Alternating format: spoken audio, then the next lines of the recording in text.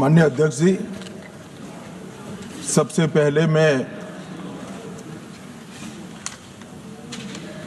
Red corridor के नाम से जो पूरा क्षेत्र जाना जाता था,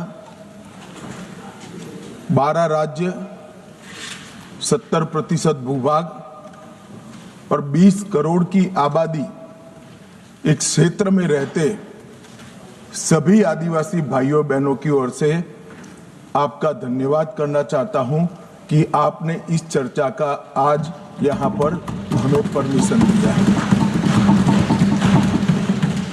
माननीय अध्यक्ष जी, वो सालों से चाहते थे कि इनका दर्द, इनकी वेदना, इनकी परेशानी, नक्सलियों द्वारा किया गया उनको अन्याय और उनके भविष्य को अंधेरे में घेरने वाली ये पूरी व्यवस्था एक बार देश की सबसे बड़ी पंचायत हमारी संसद में उजागर हो और पूरी दुनिया उसको जाने। मगर लंबे समय तक इसको मौका नहीं दिया गया और मुझे इस बात का भी बहुत खुशी है कि देश और हम सब के लिए बहुत महत्वपूर्ण एक घटनाक्रम जो 1970 से लेकर 2026 तक चला, उस घटनाक्रम के बारे में आज संसद में चर्चा हो रही है। मान्यवर, ये थियोरी का जो प्रचार कर रहे थे वो एक गलत प्रकार का नैरेटिव, एक गलत प्रकार का स्वप्न भोले भाले आदिवासियों के सामने रखा था कि हम आपके अधिकार के लिए लड़ रहे हैं, हम आपको न्याय दिलाने के लिए लड़ रहे हैं, हम आप विकास से महरूम रह गए हो इसलिए लड़ रहे हैं। मान्यवर, आज बस्तर से नक्सलवाद लगभग समाप्त हो चुका है। बस्तर के अंदर हर गांव में एक स्कूल बनाने की मुहिम चली। बस्तर के अंदर हर गांव में राशन की दुकान खोलने की मुहिम चली। हर तहसील पंचायत में पीएचसी, सीएचसी बने, इनके आधार कार्ड बने, राशन कार्ड बने, 5 किलो अनाज मिल रहा है, गैस के चूल्हे वितरित होते जा रहे हैं। मैं इतना ही पूछना चाहता हूं, नक्सलवाद की जो लोग यहां पर वकीलात कर रहे थे उनको, कि ये 70 से अब तक क्यों नहीं मिला।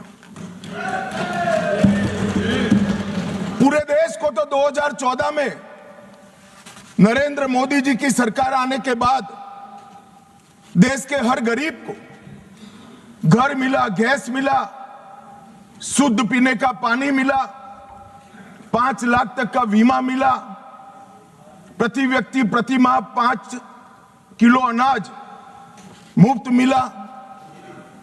ये बस्तर वाले क्यों छूट गए थे? मैं इसलिए कहना चाहता हूं मान्यवर कि सत्य को झुठलाया जा रहा है। ये बस्तर वाले इसलिए छूट गए थे कि वहां लाल आतंक का परछाया था, इसलिए वहां विकास नहीं पहुंचा था। लाल आतंक का परछाया विकास नहीं है इसलिए नहीं गया था। लाल आतंक का परछाई वहां पड़ा था इसलिए विकास नहीं पहुंचा था। आज परछाई हट गई है और बस्तर विकसित हो रहा है। मान्यवर, बस्तर में विकास पहुंचा। ये जो वकील बन रहे हैं एक हथियारी मूवमेंट के, कहते हैं हम अन्याय के खिलाफ लड़ेंगे। संविधान को मानोगे या नहीं मानोगे? किसी को भी अन्याय होता है, इसका उपाय हमारे संविधान के अंदर निहित है। अदालतें बनी है, विधानसभाएं बनी है, जिला पंचायतें बनी है, तहसील पंचायतें बनी है। ये पूरी व्यवस्था को नकार कर हाथ में हथियार उठा लोगे? ऐसा कैसे चलेगा? और जस्टिफाई जो करे उनको मैं कहना चाहता हूं, वो समय चला गया। नरेंद्र मोदी की सरकार है, जो हथियार उठाएगा उसको हिसाब चुकाएगा। इस तरह से नहीं चलेगा। सरकार संवेदनशील है, सभी समस्याओं को सुनना चाहती है, निराकरण भी चाहती है। यही संसद ने ढेर सारी योजनाएं बनाई हैं, मगर इसका इंप्लीमेंटेशन भी आप नहीं करने दोगे, क्योंकि आपकी आइडियोलॉजी और आपका अवैध शासन वहां पर चलता रहे।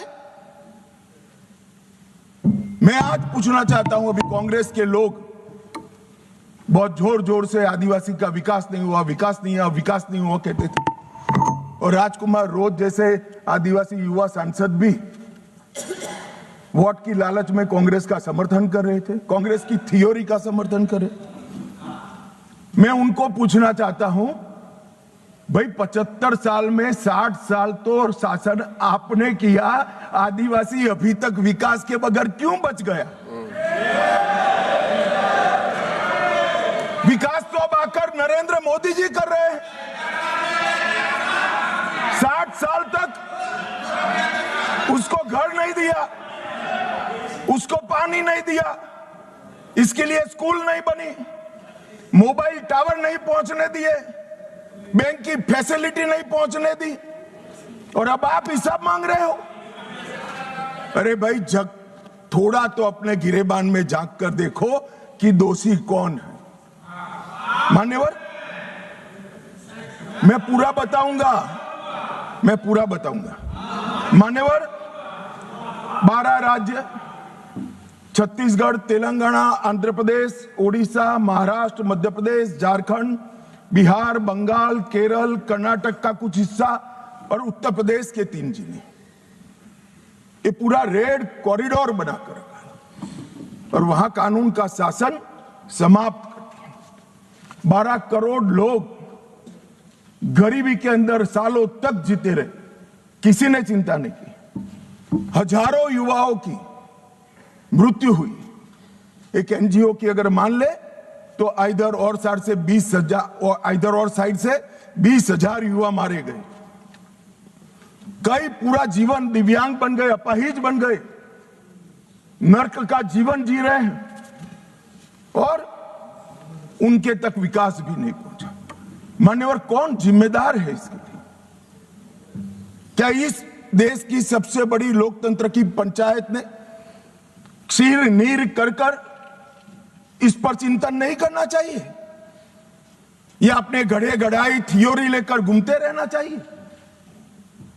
मैं बाद में बताता हूं कि नक्सलवाद का मूल कारण विकास की डिमांड नहीं है, एक आइडियोलॉजी है। जिस आइडियोलॉजी को अपने राष्ट्रपति पद का चुनाव जीतने के लिए 1970 से इंदिरा जी ने स्वीकार कर लिया, ये वामपंथी विचारधारा के कारण नक्सलवाद फैला। मान्यवर, प्रधानमंत्री मनमोहन सिंह जी ने पूरे देश के सामने स्वीकारा था कि कश्मीर और नॉर्थ ईस्ट की तुलना में भी देश की आंतरिक सुरक्षा की सबसे बड़ी समस्या हथियारी माओवादी, मगर कुछ नहीं हुआ। मान्यवर, 2014 में परिवर्तन हुआ और मोदी जी के शासन के अंदर कई सारी वर्षों पुरानी समस्या का निराकरण हुआ। धारा 370 हट गई, 35A हट गई, राम जन्मभूमि पर भव्य मंदिर बन चुका है, जीएसटी इस देश में आज वास्तविकता बनकर रहा है, सीएए का कानून आ गया है, विधायी मंडलों में मातृशक्ति को 33% आरक्षण दिया गया है। कई सारे बड़े काम जो आजादी के वक्त से इस देश की जनता चाहती थी कि कभी ना कभी हो, वो सारे काम नरेंद्र मोदी जी के 12 साल में हुए और अब ये नक्सलवाद से मुक्त भारत की रचना भी नरेंद्र मोदी जी के शासन के अंदर ही हो रही है। ये 12 साल एक प्रकार के देश के लिए बहुत शुभंकर साबित हुए।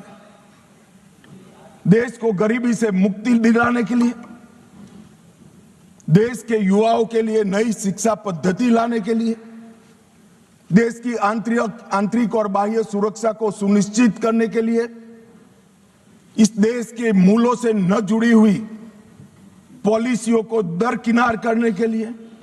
ये 12 साल में बहुत कुछ हुआ है, मगर मैं मानता हूं अगर कोई पॉलिटिकल साइंस का विद्यार्थी इसका रेटिंग करना चाहेगा कि ये सारी चीजों से सबसे बड़ा फायदा किस फैसले और किस सिद्धि से हुआ है, तो निसंकोच वो पॉलिटिकल साइंस का विद्यार्थी नक्सल मुक्त भारत को नंबर 1 पर रखने से जरा भी नहीं। मान्यवर, ये जो बड़ी घटना देश में आकार लेने जा रही है, उसका पूरा श्रेय, उसका पूरा यश हमारे सीएपीएफ के जवान, विशेषकर कोबरा और सीआरपीएफ के जवान, राज्य सरकारों की पुलिस, विशेषकर छत्तीसगढ़ राज्य पुलिस और डीआरजी के हमारे जवान और वहां के स्थानीय आदिवासी बासिंदों को जाता है। अगर उनका सहयोग ना होता तो दुनिया में कई रिकॉर्ड है, बड़े बड़े तानाशाह जब जनता साथ नहीं देती है तो डूम हिलाकर भागे हैं। मगर यहां पर आज वामपंथी उग्रवाद समाप्त होने जा रहा है, इसमें जनता का भी बड़ा साथ है माननीय। और आज मैं फिर से एक बार इस चर्चा की शुरुआत में जो हजारों युवा मारे गए, जो सिक्योरिटी फोर्सेस के जवान शहीद हो गए, जिन्होंने अपना सर्वस्व इस देश की आंतरिक सुरक्षा के लिए बलिदान कर दिया, वो सभी को मन पूर्वक पूरे सदन की ओर से विनम्र श्रद्धांजलि देकर उसको एक्नॉलेज करना चाहता हूं। मान्यवर, जो विचारधारा है इसका विकास से कोई लेन देन नहीं, विकास के मांग से भी कोई लेन देन नहीं।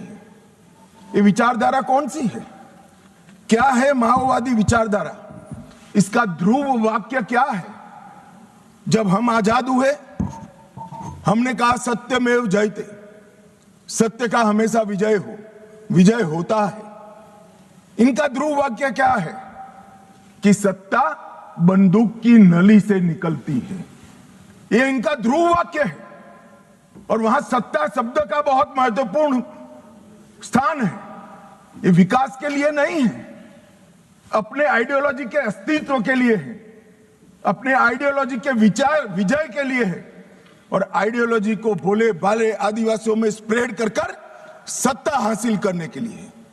यहां कोई विकास की बात नहीं है, इनका लोकतंत्र पर कोई विश्वास नहीं है। यहां ढेर सारे लोग, मैं नाम देना नहीं चाहता, मैं सुन रहा था 3 घंटे से कह रहे हैं कि अन्याय है तो अन्याय के खिलाफ लड़ रहे हैं। भाई, लड़ने का तरीका क्या है? हम अंग्रेजों के शासन में नहीं रह रहे हैं। कुछ लोगों ने भगत सिंह जी और बिरसा मुंडा से कंपैरिजन कर दिया। क्या हिमाकत कर रहे हैं? शहीद भगत सिंह और बिरसा मुंडा, भगवान बिरसा मुंडा जो अंग्रेजों के सामने लड़े,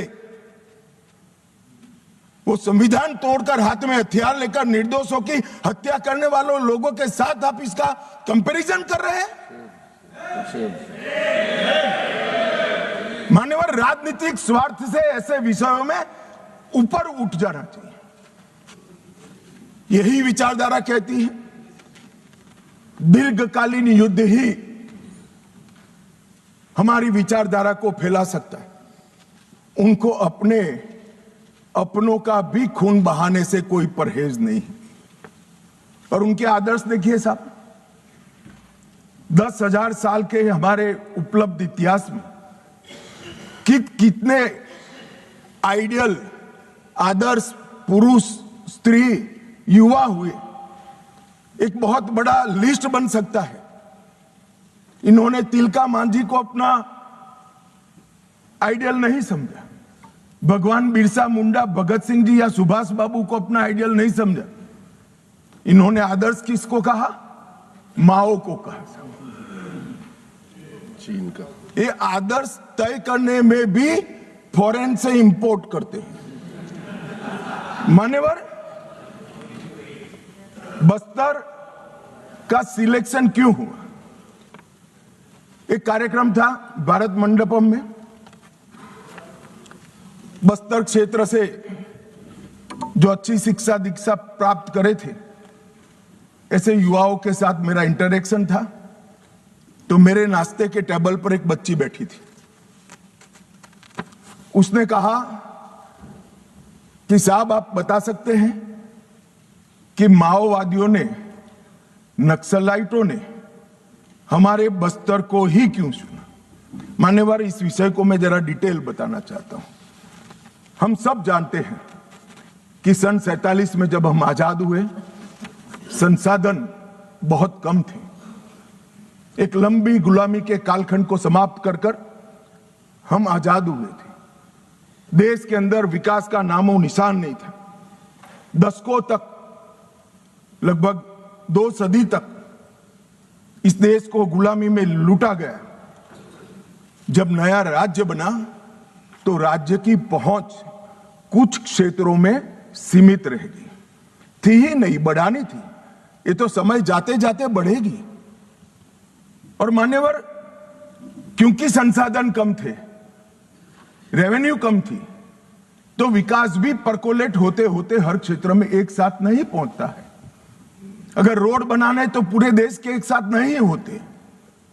अगर बिजली पहुंचानी है तो पूरे देश में एक साथ नहीं पहुंच सकती। तो दूर दराज के क्षेत्रों तक स्टेट की पहुंच की कैपेसिटी सीमित थी, वहां पर विकास नहीं पहुंचा था।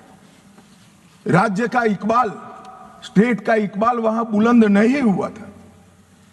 अब ये कह रहे कि अत्याचार के खिलाफ, भाई अगर स्टेट पहुंचा ही नहीं था, सुनियोजित भेदभाव का वातावरण ही नहीं था, तो वहां अत्याचार कैसे हो गए?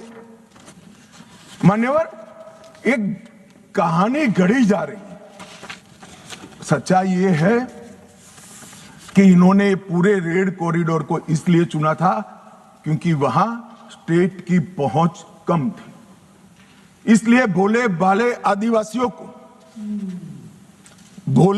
आदिवासियों को बरगलाकर इनके हाथ में हथियारें पकड़ाई। मैं कुछ दृश्य बाद में आपको बताऊंगा। मुझे एक बात समझ में नहीं आई। 15 अगस्त 1947 के पहले इस देश का ट्राइबल बिरसा मुंडा, तिलका मांझी, रानी दुर्गावती, मुर्मू बंधुओं को हीरो मानकर चलता था। वो आदिवासी 47 से 70 आते आते माओ को अपना हीरो मानने लगा। ये परिवर्तन क्यों हुआ? मान्यवर, ये परिवर्तन विकास और अन्याय के कारण नहीं हुआ, क्योंकि कठिन भूगोल के कारण और स्टेट की अनुपस्थिति के कारण अपनी विचारधारा को फैलाने के लिए वामपंथियों ने क्षेत्र को चुना और भोले भाले आदिवासियों को उन्होंने बरगलाना चालू किया, अपनी विचारधारा का अनुयायी बनाया। और थोड़ा आगे बढ़ने के बाद उनको लगा यहां तो अच्छा काम हो सकता है भाई, मगर ये पढ़ लिख जाएंगे तो हमारे साथ नहीं रहेंगे। स्कूलें जला दी, इनके बैंक अकाउंट खुल जाएंगे तो हमारे साथ नहीं रहेंगे। बैंकें जला दी, दवाखाने जला दिए और फिर कहे यहां विकास नहीं पहुंचा है। विकास को तो वामपंथी उग्रवादियों ने वो क्षेत्र में सालों तक नहीं पहुंचने दिया, जो अब नरेंद्र मोदी के शासन में वहां पहुंच रहा है, घर घर जा रहा है। गरीबी के कारण नक्सलवाद नहीं फैला, बल्कि नक्सलवाद के कारण इस पूरे क्षेत्र में सालों तक गरीबी रही। मान्यवर, मैं इसको और अच्छे तरीके से सदन के सामने रखना चाहता हूं। नक्सलवाद की जड़ें गरीबी और विकास से जुड़ी हुई नहीं है मान्यवर, वो वैचारिक है। मैं आज 60s के 4 क्षेत्र पढ़ना चाहता हूं। एक, नक्सलबाड़ी, साक्षरता का दर 35% था। बस्तर, साक्षरता का दर 23% था। सहरसा, बिहार, जो नक्सलवाद से कभी प्रभावित नहीं हुआ, साक्षरता का दर 33% था। और बलिया, यूपी का नक्सलवाद से सटा हुआ, सोनभद्र से सटा हुआ जिला, वहां पर भी साक्षरता का दर 31% है। तो चारों स्थानों पर साक्षरता का दर कमोबेश समान था। प्रति व्यक्ति आय नक्सलबाड़ी में 500 रुपया थी, सबसे ज्यादा थी चारों क्षेत्रों में। बस्तर में 190 रुपया थी, सहरसा में 299 रुपया थी और बलिया में 374 रुपया थी। तो प्रति व्यक्ति आय भी चारों क्षेत्र में एक समान थी, मगर नक्सलवाड़ी और बस्तर में वामपंथी उग्रवाद पनपा और सहरसा और बलिया में नहीं, क्योंकि सहरसा और बलिया की भूगोल उनके अनुकूल नहीं थी। वहां घने जंगल नहीं थे, नदी नाले, छुपने की पहाड़ियां नहीं थी, हथियार लेकर अपनी मूवमेंट करने का, आदिवासियों को दबाने का, उनको जबरदस्ती अपनी आइडियोलॉजी के साथ जोड़ने की वहां पर अनुकूलता नहीं थी। अगर विकासी पैमाना होता, अगर प्रति व्यक्ति आय ही पैमाना होता, तो देश के बहुत सारे हिस्से ऐसे थे जहां 70 में विकास नहीं पहुंचा था। वहां क्यों नक्सलवाद नहीं हुआ? और मान्यवर, आज तो मैं इस सदन में ये विचार को सिरे से खारिज कर रहा हूं। हम लोकतंत्र में हैं, हमने इस देश के संविधान को स्वीकार किया है, संविधान के माध्यम से ही आज इस महान सदन के हम सदस्य हैं। अन्याय किसी को भी हो सकता है, अन्याय किसी को भी हो सकता है, विकास कहीं पर भी कम ज्यादा हो सकता है। हम संवैधानिक रास्तों से हमारी लड़ाई लड़ेंगे या हाथ में हथियार लेकर निर्दोषों को मार डालेंगे? किस थियोरी का यहां से समर्थन हो रहा था, मैं नहीं समझ रहा। अगर आप धमकाना चाहते हैं कि ये होगा तो ये भी हथियार उठाएंगे, ये होगा तो ये भी हथियार उठाएंगे, ये डरने वाली सरकार नहीं है मान्यवर, सबके साथ न्याय करने वाली सरकार। किसी को भी अन्याय हो तो हथियार हाथ में उठा लेना, ये लोकतांत्रिक तरीका है क्या? हमारे संविधान के सारे बताए हुए रास्ते सारे कुंद हो गए, बंद हो गए? संविधान ने हर चीज की व्यवस्था की। मान्यवर, फिर से मैं एक बार नक्सलवाद की, ये तो आप पर निर्भर करता है मान्यवर। मैं आज इस बहस को देख रहे भारत के युवाओं के लिए नक्सलवाद की टाइमलाइन भी बताना चाहता हूं। मान्यवर, 1970 के दशक में नक्सलवाद की शुरुआत नक्सलबाड़ी से हुई, बंगाल से हुई। 1971 के एक ही वर्ष में 3620 हिंसा की घटनाएं वहां पर हुई। 80 का दशक आते आते पीपल्स वॉर ग्रुप बन गया और फिर ये महाराष्ट्र, मध्य प्रदेश, ओडिशा, मध्य प्रदेश जब मैं बोलता हूं तो पुराना मध्य प्रदेश, छत्तीसगढ़ और मध्य प्रदेश, ये 3 राज्यों में फैले।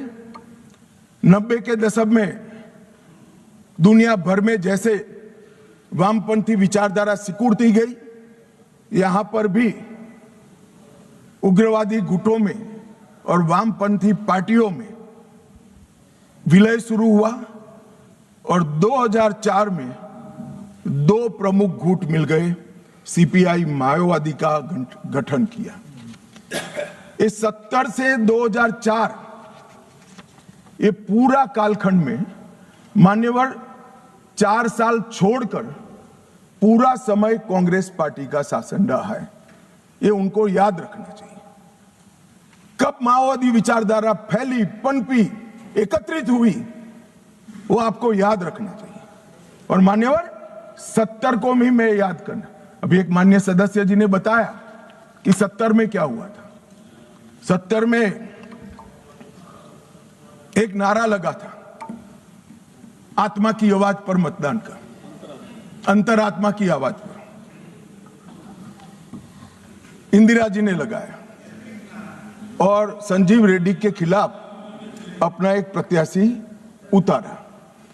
उस वक्त आधार तराश रहे माओवादी पार्टियों ने इंदिरा जी को समर्थन किया और अपने पार्टी में अपना वर्चस्व प्रस्थापित करने के लिए श्रीमती गांधी ने लपक लिया वो समर्थन को, और 70 से लेकर जब तक 77 तक 80 तक इंदिरा जी वापिस नहीं आई, वो माओवादी विचारधारा की गिरफ्त में रही। और मान्यवर यही समय है जब नक्सलबाड़ी से शुरू हुआ ये आंदोलन 12 राज्यों में फैल गए, देश के 17% भूभाग में फैल गए और 10% से ज्यादा आबादी में पहुंच गए। मान्यवर कई सिक्योरिटी एक्सपर्ट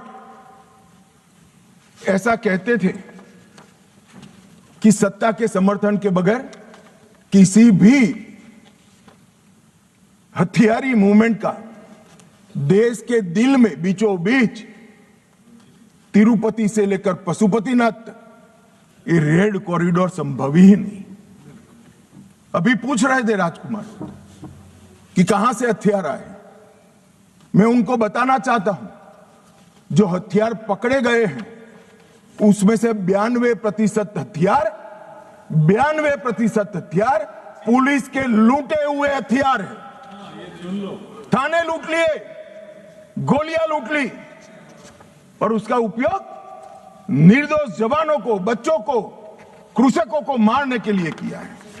मान्यवर ये एक भ्रांति के तरह वामपंथी विचारधारा ने इसको प्रोपेगेंडा के माध्यम से फैला है, अपनी विचारधारा को टिकाने के लिए फैला है कि अन्याय से बचने के लिए हथियार हाथ में उठाए। मगर मैं फिर से एक बार पूछना चाहता हूं, राज्य शासन और संविधान की वैधता को किसी भी अन्याय के अवेज में चुनौती दी जा सकती है क्या? अन्याय के खिलाफ लड़ने का हमारे संविधान ने रास्ता बनाया है, इसीलिए राजकुमार रोत यहां बैठे हैं, चुनाव लड़े इसलिए यहां बैठे हैं, वरना वो भी सरेंडर की लिस्ट में होते अगर हथियार लिया होता तो आपने। हाँ, इसीलिए कहता हूं यही रास्ता है। हमने आज जिस व्यवस्था के निर्मूलन की मैं बात कर रहा हूं मान्यवर, वो लोकतंत्र की जड़ों पर वार कर रही है। लोकतंत्र का मूल सिद्धांत है किसी भी समस्या का समाधान बहस से निकल सकता है, हथियारों से नहीं निकल सकता। और मान्यवर इन्होंने इस देश में वैक्यूम खड़ा करने का प्रयास किया, स्टेट का वैक्यूम, सारी व्यवस्थाएं नष्ट कर गवर्नेंस का वैक्यूम, संविधान पर से श्रद्धा खत्म कर संविधान का वैक्यूम और पुलिस थानों को जलाकर सिक्योरिटी का वैक्यूम खड़ा करने का प्रयास किया है। मैं आज इस मंच से देश की जनता को ये बताने आया हूं कि माओवादी हिंसा करने वालों के, नक्सलिज्म की हिंसा करने वालों का दिन लद गया है। अब सरकार के लंबा समय नहीं चलेगा। और कई देशों में हुआ है, कंबोडिया, पेरू, कोलंबिया, कई देशों के इतिहास इससे भरे पड़े हैं, भयानक रक्तपात हुआ है। हमारे यहां भी 20,000 लोग मारे गए। मान्यवर ये एक वैचारिक लड़ाई है। देश की जनता ने माओवादी उग्रवादियों को, वैचारिक लड़ाई है, माओवादी उग्रवादियों को अन्याय के खिलाफ हथियारों की लड़ाई मानने की गलती नहीं करनी चाहिए, क्योंकि वामपंथी विचारधारा अपना आधार खो बैठी। इसलिए सारे वामपंथी ऐसे येन केन प्रकारेण अलग अलग थियरी रचित कर कर अपने अस्तित्व को टिकाने में पड़ी। इनका एकमात्र एजेंडा है देश में वैक्यूम खड़ा करना, देश के असंतोष को, स्वाभाविक असंतोष को हथियारों के माध्यम से दिशा देना। स्टेट का वैक्यूम, गवर्नेंस का वैक्यूम, संविधान का वैक्यूम, सिक्योरिटी का वैक्यूम और रक्तपात, यही उनका उद्देश्य है जो अब सफल नहीं होगा। मानिए, और कई सारे भोले भाले ग्रामीणों को एनिमी इन्फॉर्मर बताकर फांसी पर चढ़ा दिया। कौन सी अदालत ने फांसी पर चढ़ाया? इन्होंने जनता अदालत के नाम से एक फारस खड़ा किया, जहां ना कोई वकील है, ना कोई जज है, वो स्वयं बैठे हैं, वो स्वयं फैसले करते हैं और फांसी दे देते हैं। इसका जस्टिफिकेशन करते हुए मैंने तो सुना है, मैं आज नाम देना नहीं चाहता वरना यहां से खड़े हो जाएंगे। मान्यवर, इसका जस्टिफिकेशन नहीं हो सकता। इस देश में संविधान का राज है, फैसला संविधान द्वारा, सरकारों द्वारा रचित अदालतों में ही हो सकता है। और अगर किसी को अन्याय हो गया तो उसके ऊपर त्रिस्तरीय न्यायिक प्रणाली है। उन्होंने पैरेलल गवर्नमेंट चलाई। गवर्नेंस का वैक्यूम कैसे चला? पैरेलल गवर्नमेंट चलाई। छत्तीसगढ़ के बस्तर में उनका होम मिनिस्टर होता था, उनका न्याय मंत्री होता था, उनका लूटे हुए अनाज को बांटने वाला खाद्य और आपूर्ति मंत्री होता था। एक जनता ना सरकार के नाम से एक भ्रांति खड़ी करी और मान्यवर विकास की योजनाओं को इन्होंने रोकने का काम किया। इन्होंने संविधान और न्याय व्यवस्था को निशाना बनाकर संविधान का वैक्यूम खड़ा करने का। कोई चुनाव न लड़े, मतदान नहीं होने देंगे, सरपंच कोई नहीं होगा, तहसील पंचायत, जिला पंचायत का सदस्य नहीं होगा, विधायक वो चाहते हैं वो ही जीत कर आएंगे। किस प्रकार की व्यवस्था खड़ी करना चाहते हैं और इसका समर्थन कैसे हो सकता है? अब कह रहे बातचीत करो, जो कह रहे उनको मैं बताना चाहता हूं, मैं 50 बार कह चुका हूं सार्वजनिक मंचों पर, बस्तर में जाकर, बस्तर के हर तहसील में जाकर कह चुका हूं, हथियार डाल दीजिए, सरकार आपके पूरे पुनर्वसन की व्यवस्था करेगी, मगर हथियार नहीं डालेंगे। मान्यवर, हमारी सरकार का पॉलिसी है, चर्चा उसी से होती है जो हथियार डालता है, जो गोली चलाता है उसको जवाब गोली से ही दिया जाता है। कि हमारी सरकार का पॉलिसी, हथियार डाल दो। मैं आगे बताता हूं कितने लोगों ने डाल दिए और अब पुनर्वसन कर रहे हैं। और मान्यवर, इसका नतीजा यह है कि 70 से 26 तक यहां ये चलता रहा। कई ऐसे हमले हुए, जहानाबाद का हमला, 1000 आर्म्स नक्सलियों ने सीआरपीएफ के कैंप को और जेल को कब्जे कर अजय कानू समेत 389 कैदियों को मुक्त करा कर ले गए। आंध्र ओडिशा सीमा पर दर्जनों स्कूलों और इंफ्रास्ट्रक्चर की सुनियोजित विनाश किया। हर ठेके में 20% का जनता ना टैक्स डालते रहे। मान्यवर, 70 ट्रकों में झारखंड में एक साथ आग लगा दी, 11 बोगियों में मालगाड़ी में एक साथ आग लगा दी और वार्षिक वसूली उनकी जनता ना टैक्स की, इनके ही सेक्रेटरी का जो कंप्यूटर मिला है इसके हवाले से कह रहा हूं, 240 करोड़ रुपया थी। मान्यवर, 240 करोड़ रुपया। और इसको कैसे जस्टिफाई कर सकते, किस तरह से जस्टिफाई करते? मान्यवर, मैं आज ये नक्सलवाद मूल कहां से आया, परंतु हमारे देश के लिए वो किसी भी प्रकार से ऐसी स्थिति ही नहीं थी कि जहां इस प्रकार के साम्यवादी विचारधारा, लेफ्टिस्ट विचारधारा का पनपना हो पाए। मान्यवर, मैं 1905 से 1924 रूस में साम्यवादियों ने क्रांति करी।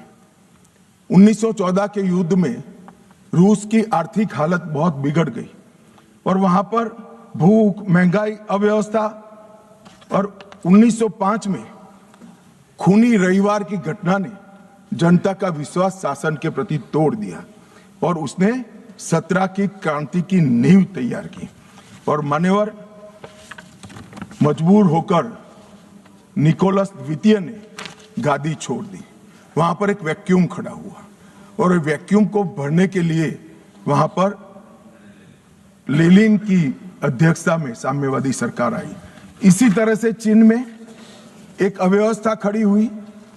करोड़ों किसानों गरीबी और भूखमरी से जीवन जी रहे थे और 1921 में कम्युनिस्ट चीनी पार्टी की स्थापना हुई। माओ उनके नेता बने। कम्युनिस्टों और कुओमिंटांग के बीच में, जो वहां के सो कॉल्ड राष्ट्रवादी थे, राजा के वफादार थे, इनके बीच में युद्ध हुआ और 34-35 में एक लॉन्ग मार्च हुई और मान्यवर एक पीपल्स रिपब्लिक ऑफ चाइना की स्थापना 1939 में हुई।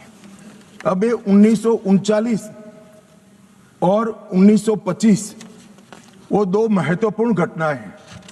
इसका हमारे देश में क्या असर हुआ है समझिए साहब।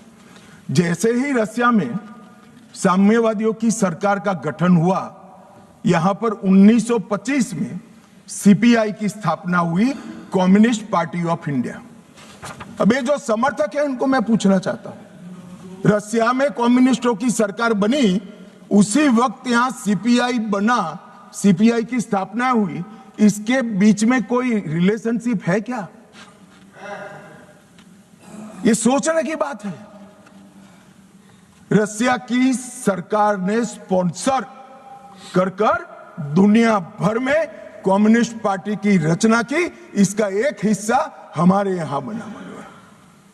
अब जिस पार्टी की नींव ही किसी दूसरे देश की प्रेरणा से गई है, वो हमारे देश का भला कैसे सोचेंगे? इन्होंने तो अंग्रेजों का भी समर्थन किया था। 1964 में कम्युनिस्ट पार्टी मार्क्सिस्ट बनी। यह भी समझने जैसा है कि सीपीआईएम क्यों बना। मान्यवर 64 में 1969 में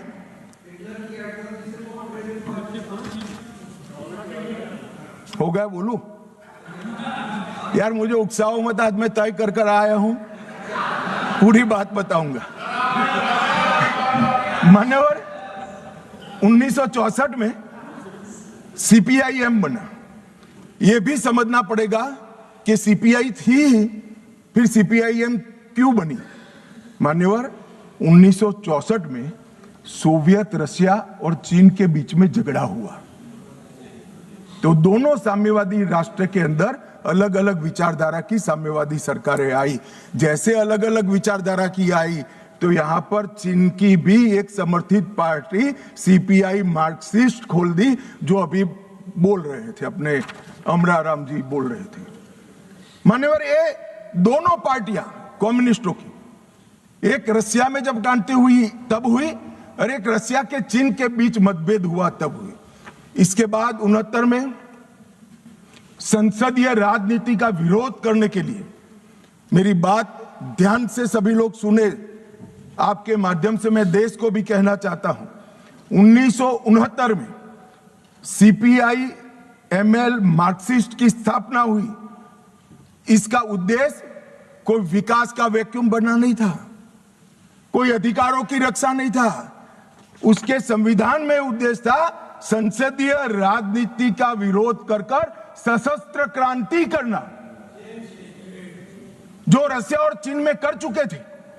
मगर यहां राजाशाही नहीं बची थी, अंग्रेज यहां था नहीं, यहां संविधान से चलने वाली एक लोकतांत्रिक सरकार बन गई थी। फिर क्यों संसद का विरोध? चुनाव लड़ते, जीत कर आते, अपनी बातों को लोगों को मनवाते, मगर वैसे तो कोई बात सुनेगा नहीं। इसलिए सशस्त्र क्रांति, क्रांति कई प्रकार की होती है। वैचारिक क्रांति होती है, कुछ लोगों ने गीतों लिखकर क्रांति की है, महात्मा जैसे लोगों ने अहिंसक क्रांति करी थी। इन्होंने सशस्त्र क्रांति और दूसरा संसदीय राजनीति का विरोध करना, ये दो उद्देश्यों के साथ सीपीआई मार्क्सिस्ट बना और मान्यवर यही आज के माओविस्ट है। ये मूल समझे बगैर अन्याय अन्याय अन्याय अन्याय रटे जा रहे। भाई अन्याय के लिए नहीं बनी है, हमारी संसदीय राजनीति का विरोध करने के लिए, संसद का जिसका आप सदस्य हो इसका विरोध करने के लिए बने। उसके बाद में 75 में जैसे ही कांग्रेस का समर्थन मिला, एमसीसी माओइस्ट बनी और बिहार झारखंड केंद्रित पार्टी बनी। फिर पीडब्ल्यूजी में बना, वो आंध्र केंद्रित बना। 82 में दलित किसान केंद्रित सशस्त्र संघर्ष CPI ML party unity Bihar में बनी। दलित किसान केंद्रित संघर्ष इनका उद्देश्य था। 98 में पीपल्स वॉर ग्रुप बना और उसमें माओवादियों का एकत्रीकरण हुआ। इतना सब करने के बाद भी वो सफल नहीं हुए और 2000 में PLJA बना, GA बना, जो सैन्य विंग बनी, गुरुल्ला फोर्स बनाई मान्यवर। और 2004 में ये PWG MCC दोनों का विलय हो गया। तो थ्योरी वाले और हथियार उठाने वाले दोनों 2004 में विलीनीकरण हुआ। 14 में मोदी जी आए और 26 में सबकी समाप्ति हो गई। ये टोटल 1925 से लेकर 2026 तक 101 साल का उनका इतिहास है मानिए। इसीलिए मैं कहता हूं मेरे साथी सदस्यों को जो सामने बैठे हैं, आप इसको अन्याय का स्वरूप, अन्याय के खिलाफ संघर्ष का स्वरूप मानकर महिमा मंडित मत करो। हम जिस सदन में बैठे हैं इसका विरोध करने के लिए वो जन्मे हैं। वोट की जगह बुलेट से शासन प्राप्त करना चाहते हैं। और मान्यवर, अगर यही बात है कि चर्चा करिए चर्चा करिए चर्चा करिए, चर्चा से कोई परहेज नहीं। हर कोई चर्चा का स्वागत करता है, पर फिर तो पुलिस क्यों रखी है? पुलिस की जरूरत ही नहीं है। सेना क्यों रखी है? पैरामिलिट्री फोर्स क्यों रखे हैं? कुछ लोग ऐसे होते हैं जो चर्चा से मानते ही नहीं है, वहां बल प्रयोग कर कर उनके अत्याचार से निर्दोष नागरिकों को बचाना पड़ता है। जब नक्सलवादियों ने सैकड़ों निर्दोष किसानों को बम लगा लगा कर पैर बगैर का कर दिया, कई स्कूलों में रेड कर कर 8 साल के, 9 साल के, 10 साल के बच्चों को उठाकर ले गए और नक्सलवाद की सेना में भर्ती कर दिया। और क्या हम मुख्य दर्शक बनकर खड़े रहे? ये भारतीय जनता पार्टी की सरकार है। हर नागरिक की सुरक्षा नरेंद्र मोदी ने सुनिश्चित करी है। जो भी अन्याय करेगा नागरिकों के साथ, समझा तो ठीक है मान्यवर, वरना फोर्स इसी के लिए बनाई गई है। इसका उपयोग भी होगा, परिणाम भी आएगा और आज आ भी गया है। मान्यवर, मैं जो इनके समर्थन में, जिनको पॉपुलर लैंग्वेज में अर्बन नक्सल कहते हैं, वो बुद्धिजीवी भाइयों को सवाल करना चाहता हूं। मैंने 6 दिन से लगभग 2000 आर्टिकल निकाले, सारे बुद्धिजीवी भाइयों ने लिखे हुए। मेरे पास इसका पूरा जिस्ट भी है। ये सभी आर्टिकलों में, सभी आर्टिकल हथियार उठाकर घूमने वाले माओवादियों के साथ चर्चा करो। वो न्याय के लिए लड़ रहे हैं, उनको मारना नहीं चाहिए, इनके प्रति सिंपैथी होनी चाहिए, सरकार विकास जल्दी करे, इस प्रकार के। एक भी आर्टिकल जो 8 साल का अबूझ बच्चे को उठा ले जाकर हाथ में हथियार पकड़ा दिए, इसकी मां के लिए नहीं है। मान्यवर, एक भी आर्टिकल अपने गांव से खेत में जाते हुए किसान का पैर उड़ गया और पूरा जीवन दिव्यांग बन गया, इसकी सिंपैथी के लिए नहीं है। 5000 से ज्यादा सिक्योरिटी फोर्सेस लड़ते लड़ते शहीद हो गए, उनकी विधवाओं के लिए एक भी आर्टिकल नहीं है। इनके अनाथ बच्चों के लिए एक भी आर्टिकल नहीं है। आपकी मानवता संविधान तोड़कर हथियार लेकर घूमने वालों के लिए ही है। इनके हथियारों से जो नागरिक मारे जा रहे हैं, इनके लिए आपकी मानवता नहीं है। मानवता के दोहरे चरित्र को मैं स्वीकार नहीं करता मान्यवर। ये मानवतावादी नहीं है, नक्सलियों के समर्थक है। अगर मानवतावादी होते तो वो किसान का पैर उड़ गया इसकी भी चिंता होगी, वो अबूझ बच्चे से इसका बचपन छीन लिया इसकी भी चिंता होती। मान्यवर, वो हाथ में हथियार लेना नहीं चाहते, गरीबों के हाथ में हथियार दिलाकर अपनी विचारधारा को, अपनी आइडियोलॉजी को पनपाना चाहते हैं, मगर उनके भी दिन लग गए हैं। स्पष्टता से सुन लीजिए, ये पूरे देश में अब जागरूकता आई है। और क्या हुआ है, पूरा देश आज सुन रहा है, पूरा देश आज समझ रहा है। मान्यवर, मैं आज एक और बात बता दूं। किसी सदस्य ने जिक्र किया सलवा जुड़म का, और कांग्रेस के नेता और सारे लोग, मैं नाम देना नहीं चाहता वरना फिर से खड़े हो जाएंगे। मान्यवर, सलवा जुड़म का जजमेंट जो है इसका पक्ष लेते हैं। मान्यवर, सलवा जुड़म की शुरुआत 2005 में राज्य समर्थित, मतलब सरकार समर्थित जन आंदोलन के रूप में हुई।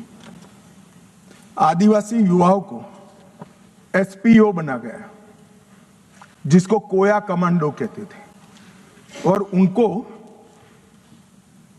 ये जो आतंक फैलाते थे इनके सामने लड़ने के लिए ट्रेनिंग दी गई। मान्यवर, एम्बुश की रणनीति जो अपना रहे थे, इसके खिलाफ उसी प्रकार की रणनीति अपनाने का निर्णय हुआ। अब मैं ये पूछना चाहता हूं कि सलवा जुड़म की शुरुआत किसने की? मान्यवर, किसी बीजेपी के कार्यकर्ता ने नहीं की थी।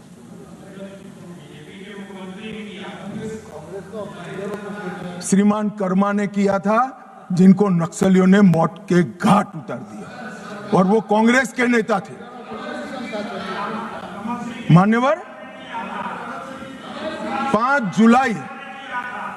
जुलाई 2011 को सर्वोच्च अदालत ने नंदिनी सुंदर और अन्य लोगों ने एक विवाद दायर किया, और सुप्रीम कोर्ट ने जस्टिस सुदर्शन रेड्डी के नेतृत्व में तय किया कि नक्सलियों के खिलाफ राज्य की ये लड़ाई गैर कानूनी है, और तुरंत ही इनको हथियार वापस लेने का ऑर्डर कर दिया। परिणाम क्या हुआ मान्यवर? उनके हथियार वापस लिए गए, नक्सलियों के हाथ में हथियार थे, इन्होंने चुन चुन कर सलवा जुड़म में जुड़े हुए लोगों को मार दिया मान्यवर। और वही सुदर्शन रेड्डी विपक्ष का उपराष्ट्रपति पद के प्रत्याशी बने मान्यवर। कांग्रेस पार्टी जो कह रही ना हमारा क्या लेन देन है, ये लेन देन है। जो देश की कानून और व्यवस्था में मानता है वो सुदर्शन रेड्डी को कभी अपना प्रत्याशी नहीं बनाना चाहिए। मान्यवर, हमारे यहां न्यायतंत्र की व्यवस्था है, जो जज बनता है उसको तटस्थ माना जाता रहे, ये हमारे न्यायतंत्र की आत्मा है। मगर कोई व्यक्ति जज बनकर अपनी व्यक्तिगत आइडियोलॉजी का उपयोग कर कर, संवैधानिक कपड़े पहनाकर अपनी आइडियोलॉजी को ऑर्डर में कन्वर्ट कर कर हजारों बेगुनाह आदिवासियों की जान जाए ऐसा फैसला देता है, तो मैं ये जजमेंट की घोर निंदा करता हूं। और मैं उन लोगों की भी निंदा करता हूं जिन्होंने उनको वोट दिए, प्रत्याशी बनाए। मान्यवर, आइडियोलॉजी जनता के भले के ऊपर नहीं हो सकती।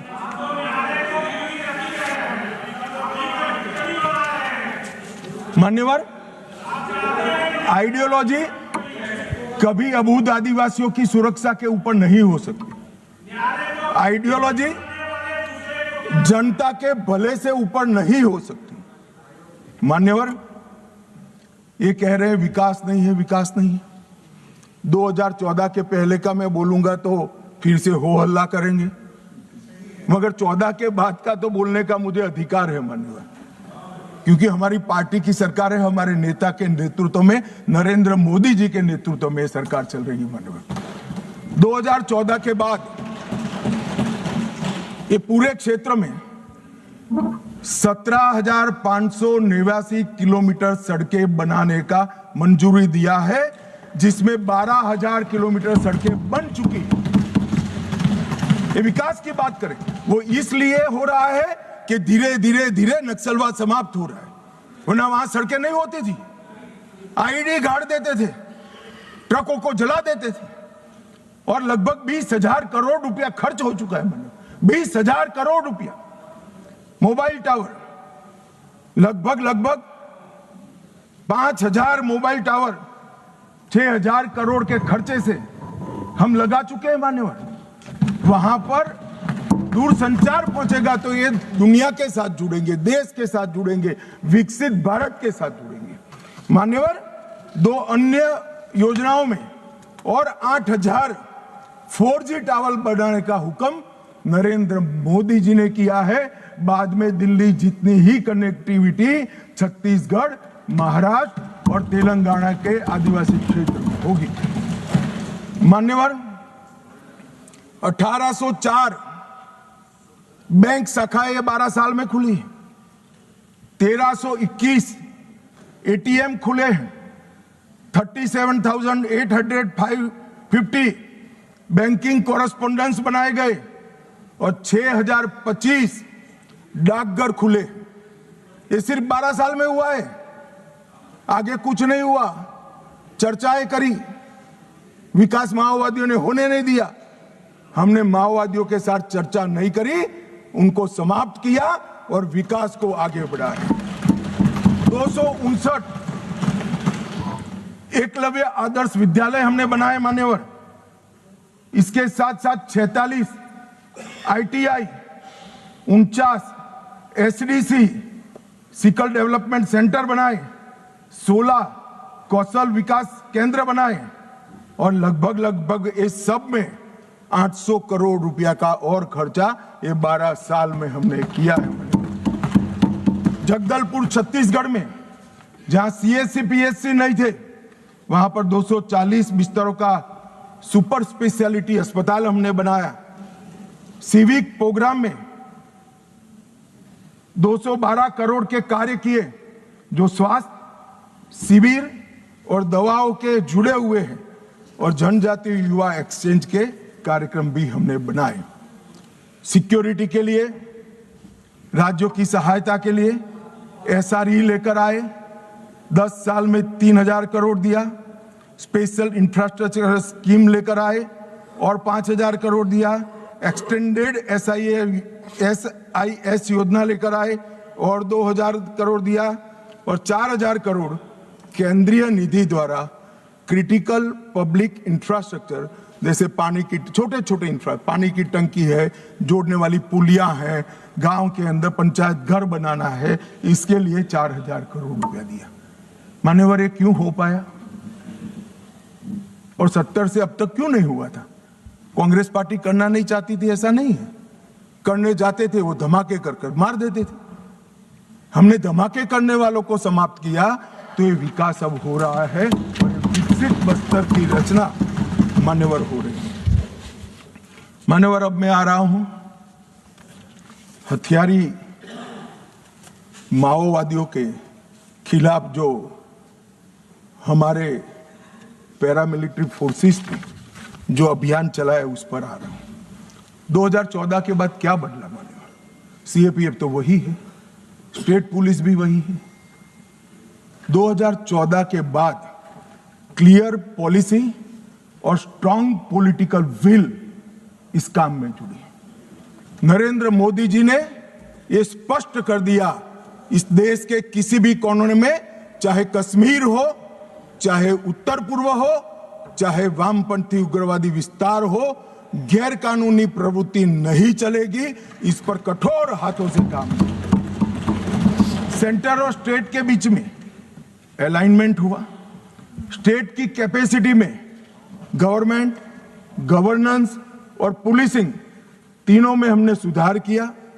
सीएपीएफ और स्टेट पुलिस का समन्वय बढ़ाया। एक्शनेबल इंटेलिजेंस को नीचे तक परकोलेट करने की व्यवस्था की और जिम्मेदारियां भी स्पष्ट कर दी। मान्यवर, ऑल एजेंसी अप्रोच शुरू किया।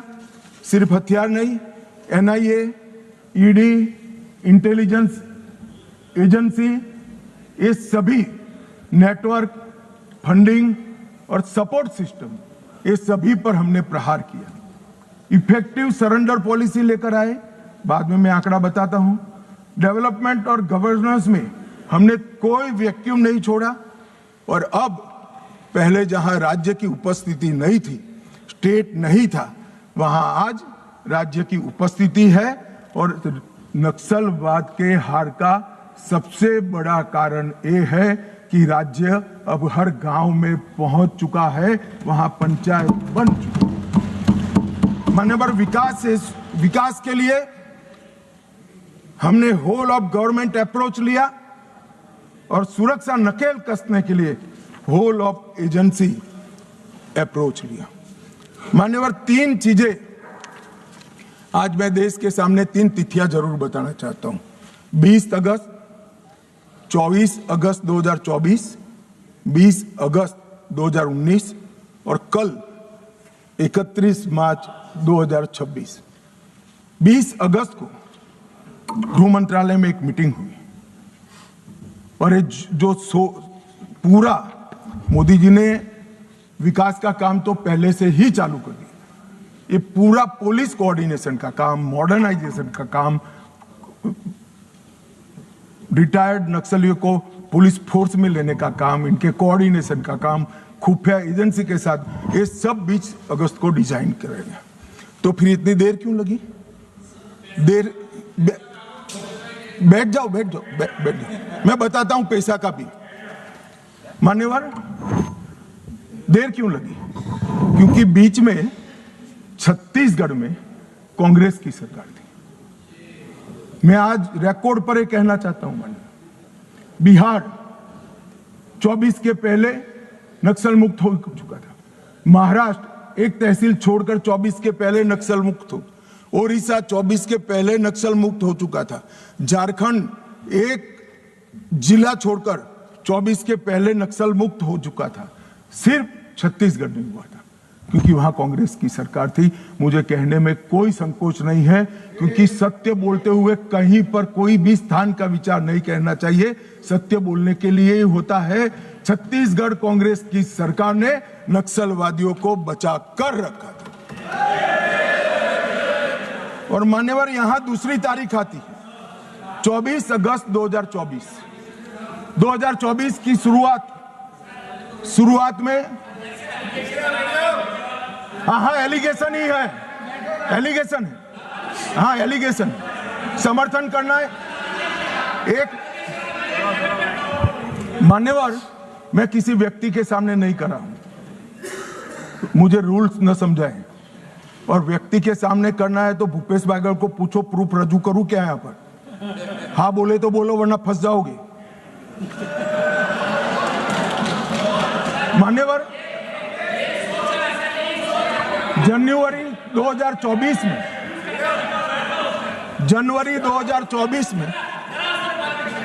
पूछ के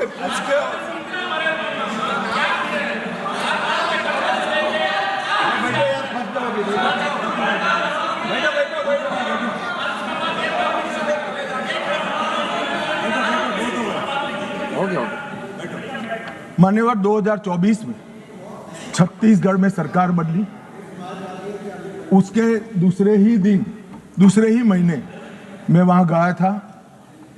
भाजपा की सरकार ने पूरा समर्थन का भरोसा दिया, साझा रणनीति बनी और 24 अगस्त 2024 को मैंने घोषित किया था कि 21 मार्च 2026 को ये नक्सलवाद पूरे देश से हम समाप्त करें। और उसके बाद जो हुआ वो मैं बताना चाहता हूं। मान्यवर, सुरक्षा घेरे में हमने बढ़ोतरी करी। मोदी जी के 11 साल में 596 फोर्टिफाइड पुलिस स्टेशन बने। नक्सल प्रभावित जिले जो 14 में 126 थे, आज सिर्फ 2 बचे। मोस्ट इफेक्टेड जिले 2014 में 35 थे, आज 0 है। नक्सल घटनाएं दर्ज करने वाले पुलिस स्टेशन जो 350 थे, आज 7 है। कैंप पिछले 6 साल में 406 नए सीएपीएफ के कैंप बनाए, 68 नाइट लैंडिंग हेलीपैड बनाए, 400 बुलेट प्रूफ ब्लास्ट प्रूफ गाड़ियां हमारे जवानों को दी गई, 5 अस्पताल हमारे जवानों के लिए बनाए गए और कम्युनिकेशन की सारी व्यवस्था चुस्त दुरुस्त कर दी गई। मान्यवर, परिणाम क्या हुआ? यहां बहुत सारे सांसदों ने कहा कि मारना नहीं चाहिए, वार्ता करनी चाहिए। मैं आंकड़े उनके लिए पढ़ रहा हूं। 24, 25 और 26 इसका संयुक्त आंकड़ा मान्यवर में पढ़ता हूं। मारे गए नक्सली 3 साल के अंदर, 26 के अब तक, मार्च तक 706 नक्सली मुठभेड़ में मारे गए। गिरफ्तार कितने हुए मान्यवर? 2218 गिरफ्तार हुए। उनको पकड़कर हमने जेलों में डाला है, अदालतों की शरण में ले गए। और आत्मसमर्पण कितना किया? 4839 लोगों ने आत्मसमर्पण किया। और आप हमें संवाद की बात कर रहे हो? 4839 सरेंडर हुए, 2218 जेल में गए हैं और सिर्फ 706 जो सरेंडर होने नहीं देते थे, इनको बैन में रखा था, उनको पुलिस ने मुठभेड़ में मार गिराया। और मैं कहता हूं शासन का यही अप्रोच होना चाहिए। जो वार्ता करना चाहता है उसके साथ वार्ता करनी चाहिए, और जो हमारे जवानों पर, किसानों पर, आदिवासियों पर, बच्चों पर गोली चलाता है उसका जवाब गोली से देना चाहिए। यही शासन का रूल होता है, यही शासन का नियम होता है। मान्यवर, हमने संवाद, सुरक्षा और समन्वय तीनों का उपयोग किया है। नवीनतम टेक्नोलॉजी का उपयोग कर रहे हैं, सटीक निगरानी और ढेर सारे टेलीफोन बिलों का विश्लेषण करा है।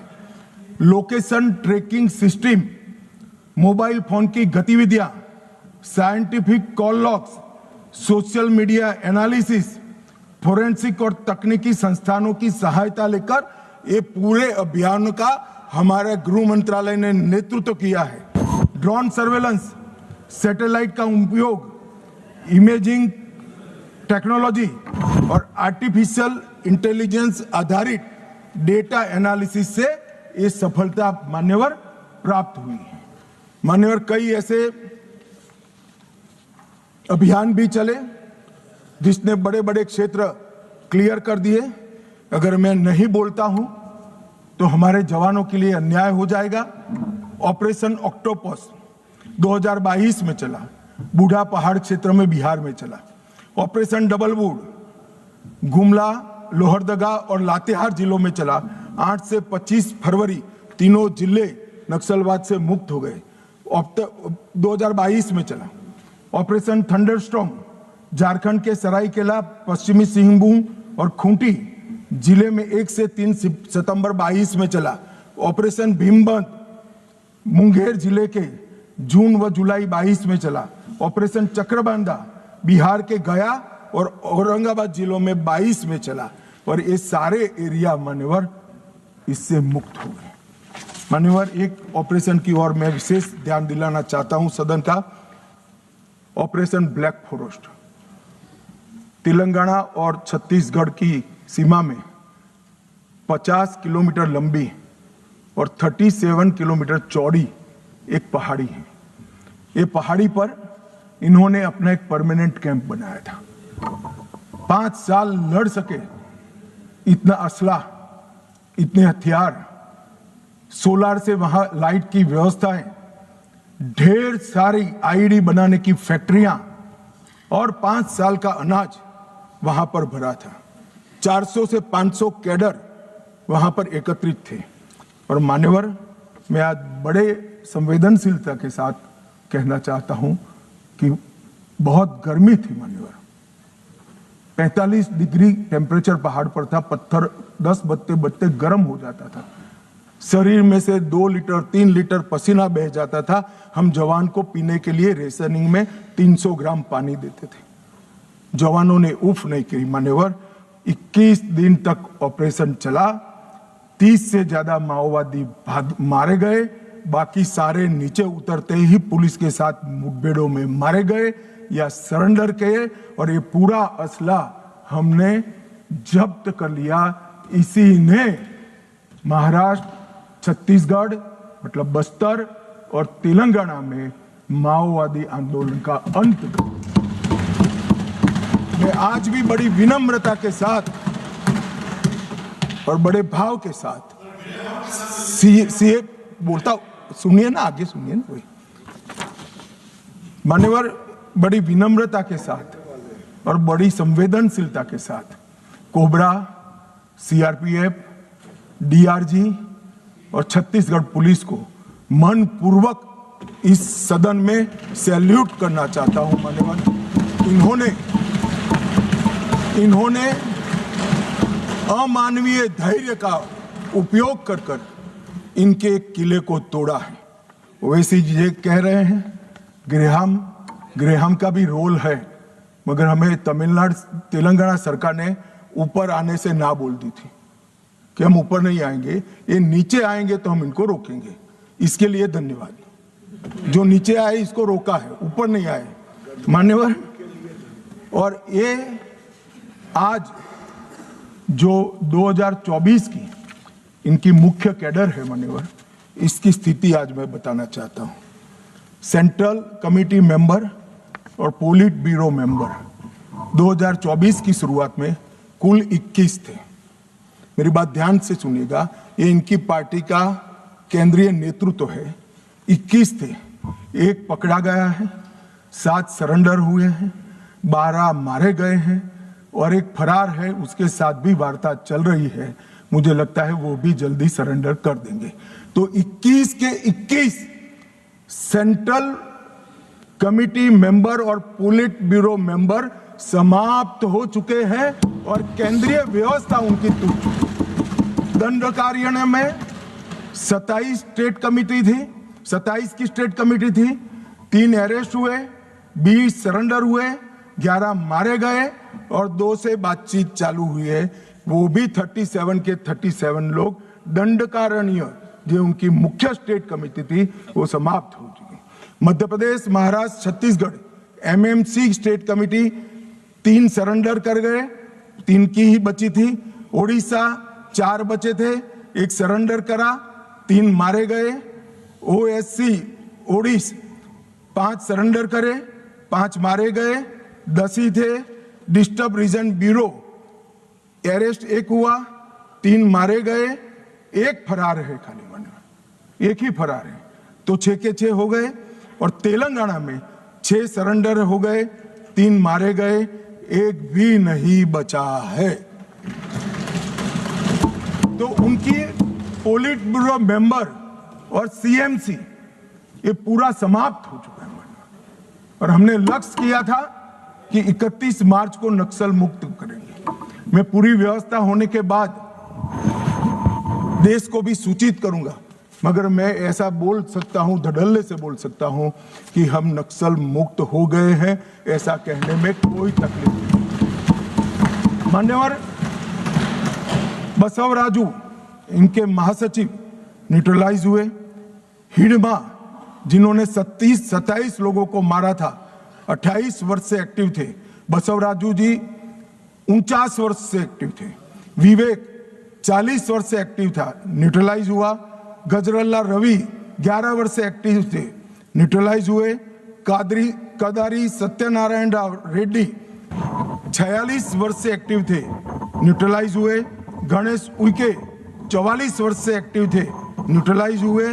वेणुगोपाल आत्मसमर्पण किया, 46 वर्ष से एक्टिव थे। वासुदेव आत्मसमर्पण किया, 36 वर्ष से एक्टिव थे। पल्लूरी प्रसाद राव चंदना 46 वर्ष से एक्टिव थे, आत्मसमर्पण किया। रामदेव माझी देवू 36 वर्ष से एक्टिव थे, समर्पण किया। टिपरी तिरुपति 44 वर्ष से एक्टिव थे, उन्होंने भी सरेंडर कर दिया है। मान्यवर, मुख्य हथियारी माओवादी समाप्त हो चुके हैं। मान्यवर, हमने एकदम ल्यूक्रेटिव पुनर्वसन पॉलिसी को भी अपनाया है। मान्यवर, आत्मसमर्पण की प्रोत्साहन राशि 50,000 घोषित की गई है। सामूहिक सरेंडर पर दुगना कर देते हैं। मोबाइल सबको सरकार की ओर से देते हैं। हथियार जमा कराने पर और मुआवजा देते हैं। पुनर्वसन केंद्र पर कौशल प्रशिक्षण व टूल किट का वितरण करते हैं। 10,000 रुपया प्रति माह 36 माह तक हम उनको देते हैं। सभी को मोदी जी ने प्रधानमंत्री आवास योजना की गिफ्ट दी है। नक्सल मुक्त पंचायत होते ही गांव के विकास के लिए 1 करोड़ रुपया दिया जाता है। और मान्यवर, हमने कैंप लगाए हैं सरेंडर के। मैं आज इस सदन को बड़े संवेदनशीलता के साथ बताना चाहता हूं, मैं गया हूं वो कैंपों में। मान्यवर, कई सारी स्वयंसेवी संस्थाएं वो कैंप में सालों तक हथियार लेकर घूमने वाले नक्सलियों को सामान्य मानवीय नागरिक बनाने का प्रयास करें। वहां जाते हैं साहब, आंख में आंसू हो जाए ऐसे दृश्य खड़े होते हैं। किसी नक्सली बच्ची को नेल पॉलिश देते हैं तो लगाते लगाते रो पड़ती है। इसके ट्यूटर उसको पूछते हैं, क्यों रो रही हो? कि पहली बार मैंने जीवन में नेल पॉलिश लगाया है, 7 साल की थी, ये मुझे उठा ले गए, तब से पैंट शर्ट और बूट में घूम रही हूं, मैंने जीवन को कभी देखा नहीं। मान्यवर, लिपस्टिक लगाते लगाते वो रो पड़ते, मेहंदी हाथ में लगती है, उनकी खुशी का कोई ठिकाना नहीं रहता। वहां पर बस्तर में मान्यवर साप्ताहिक बाजार लगते हैं, उनके माँ बाप को मिलने के लिए ले जाते हैं। खुद तो माँ बाप के आशीर्वाद लेते हैं और नए जीवन की आशीर्वाद मांगते हैं। कुछ लोग माँ बाप को पीटने लगते हैं, क्यों दे दिया हमने नक्सलियों को, हमारा जीवन बर्बाद कर दिया। 25-25, 30-30 साल तक न पढ़े न लिखे, निरक्षर रहे, खाना नहीं मिला, पशुओं की तरह दौड़ते रहे, ना रात देखा ना दिन देखा, पूरा जीवन इनका तबाह हो गया। और जिसको भी ये नक्सलवादी हिंसा अन्याय का सामना लगती है, मेरे सबसे करबद्ध निवेदन है, एक कैंप में जाकर 2 रात बिताइए, आपको मालूम पड़ेगा ये नक्सलवादियों ने क्या किया। और यहां बैठकर फैशनेबल तरीके से इनका पक्ष लेना, कि इनकी सुनो, इनसे चर्चा करो, बहुत सरल है किसी के पास जवाब? ये 15,000 बच्चों का जीवन बर्बाद कर दिए, कौन जिम्मेदार है किसी के पास जवाब? क्या सारे बुद्धिजीवी अर्बन नक्सल जाकर देखिए कैंप में आपने क्या किया है। आप तो इसी चैम्बर में बैठकर कोर्ट के प्रोटेक्शन के अंदर आर्टिकल लिखते रहते हैं, वहां जीवन के जीवन उजड़ गए हैं और किसी को परवाह नहीं है। अपने आप को ह्यूमन राइट का चैंपियन मानते हैं। मैं पूछना चाहता हूं, 32 साल की आयु तक मेहंदी न लगाने वाली बच्ची के ह्यूमन राइट का कौन चिंता करेगा? मान्यवर, उसकी चिंता नरेंद्र मोदी करेंगे और कोई। इनका अधिकार जो छीन लिया है, इसका हिसाब कभी न कभी देना पड़ेगा। मैं तो जन्म से हिंदू हूं मान्यवर, कर्मों में मानता हूं।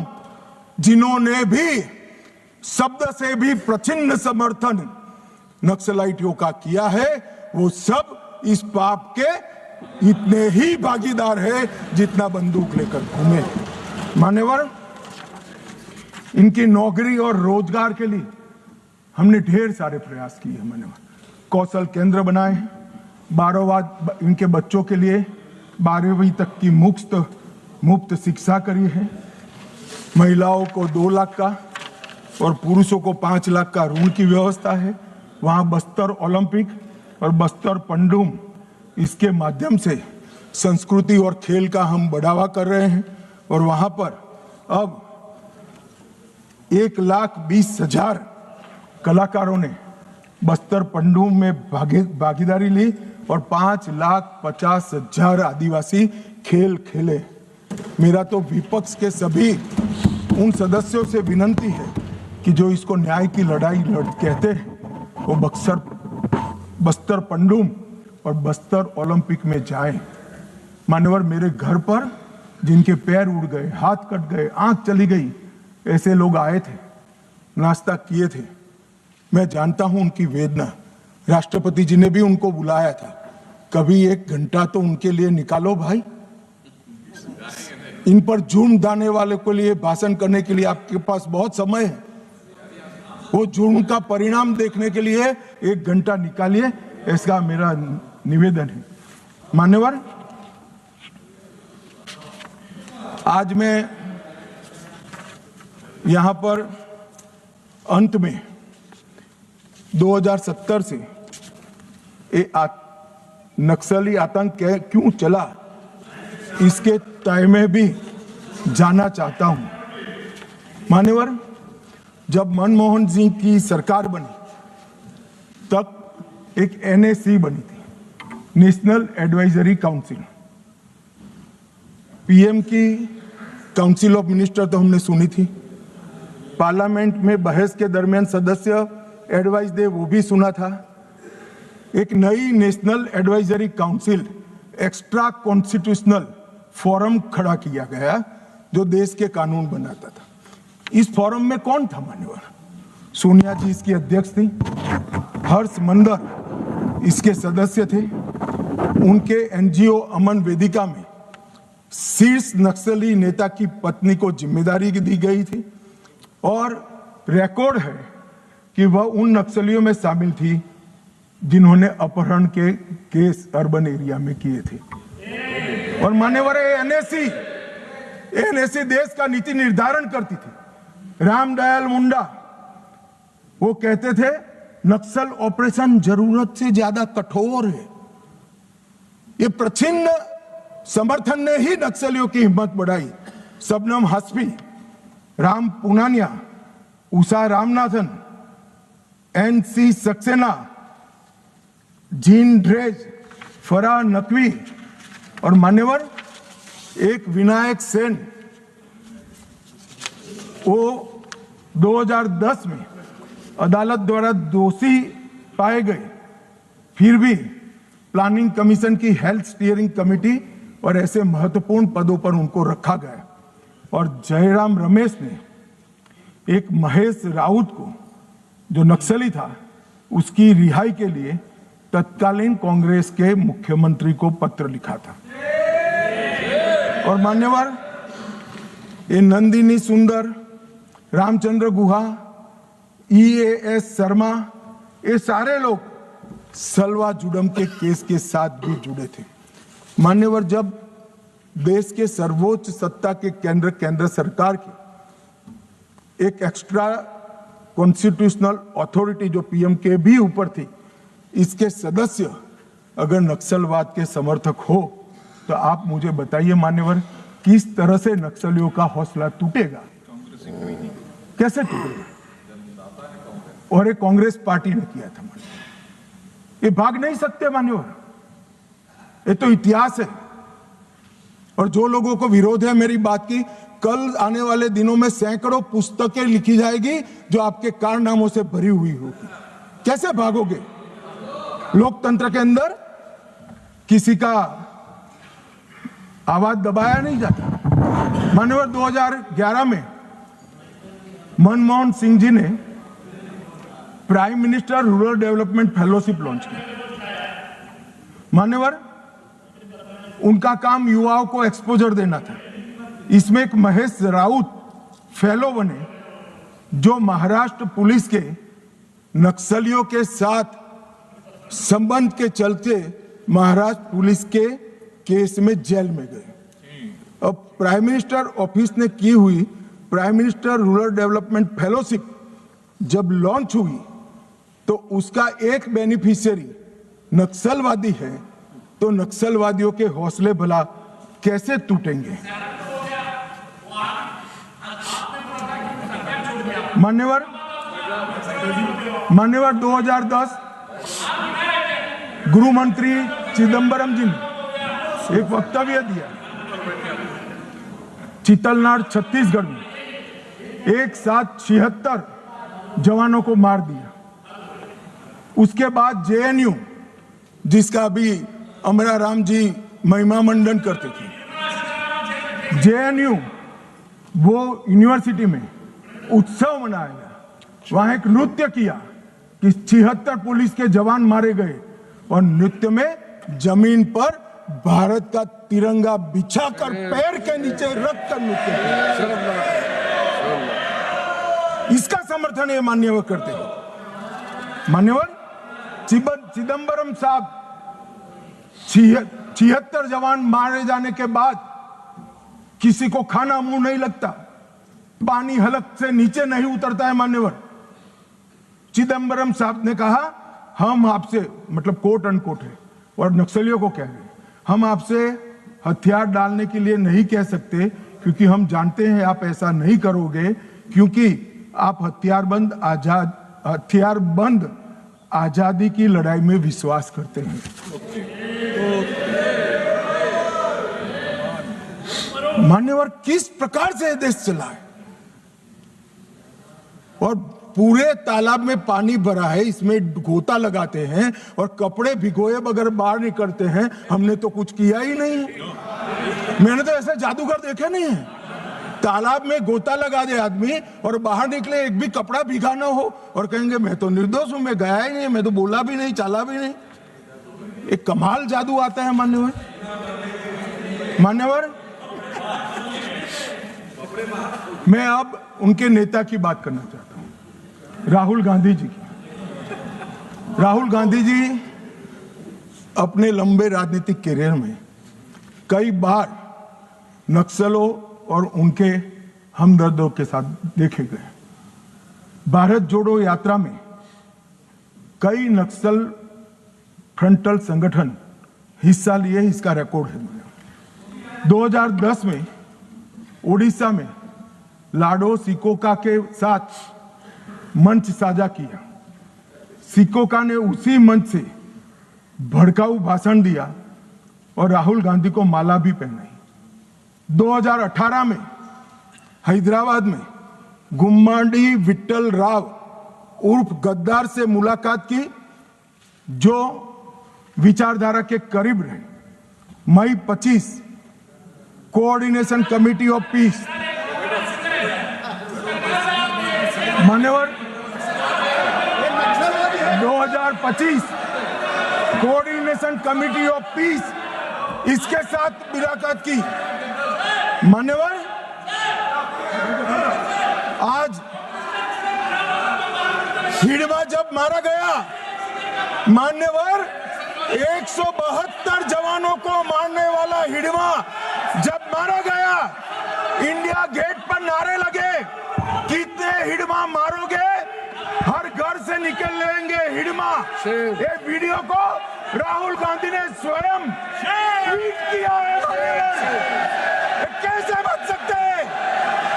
इन्होंने 70 से लेकर मार्च 26 तक नक्सलवाद का समर्थन किया है, ये नरसंहार का समर्थन किया है, और 20,000 लोग जो मारे गए, इसका दोषी अगर कोई एक है तो कांग्रेस की वामपंथी विचारधारा वाली पार्टी। नक्सलों के साथ रहते रहते ये पार्टी और उनके नेता खुद नक्सलवादी बन गए हैं, और इसका जवाब इस देश की जनता को चुनाव में देना पड़ेगा। ये बात यहां से रुकेगी नहीं, जनता की अदालत में जाएगी मान्यवर, और इसका जवाब उनको देना पड़ेगा। मान्यवर फिर से एक बार ये लड़ाई में जो जवान जिस फोर्स के शहीद हुए हैं, अपाहिज हुए हैं, और जो नागरिक मारे गए, वो सबको पूरे सदन की ओर से मनपूर्वक श्रद्धांजलि देकर मेरी बात को पूरा करता हूं।